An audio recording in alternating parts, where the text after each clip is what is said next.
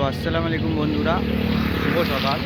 তো আমরা সকালবেলায় চলে এসেছি দেখতে পারো বাউল আশ্রম মেলাতে, যেটা আমি কালকে বলেছিলাম যে আমাদের সাংস্কৃতিক অনুষ্ঠান আছে একটি, যেটা তোমরা দেখতে পাচ্ছ। এবং এই আশ্রমের ভেতরে আমরা প্রবেশ করছি। তো আমাদের এখানে দুটি স্টল বসেছে, এখানে একটি স্টল এবং এখানে আমার স্টল, যেটা চায়ের রাইডার্স টি স্টল। তো দেখতে পাচ্ছ এখানে বাউল মঞ্চে এখনও অনুষ্ঠান চালু হয়নি, তো চালু হবে কিছুক্ষণের মধ্যেই। তো তোমরা যারা দেখতে চাও অবশ্যই তোমরা ভিজিট করো বন্যগ্রাম বাউল আশ্রম মেলা। বলছি এই মেলা কেমন হয়?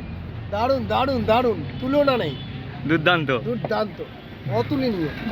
বাইরে থেকে লোক আসে তো, প্রচুর প্রচুর, অনেক বাইরে বিদেশি লোক না, সব বাইরে। তো বন্ধুরা তোমরা শুনতে পেলে এখানে খুব সুন্দর দুর্দান্ত একটা মেলা হয়। তো যারা দেখতে ইচ্ছুক তারা অবশ্যই বাউল আশ্রম আসবেন, যাতে তোমরা দেখতে পারো বাউল মেলা। এখানে একটা ছোট্ট করে তোমাদেরকে ট্রেলার দেখাচ্ছি।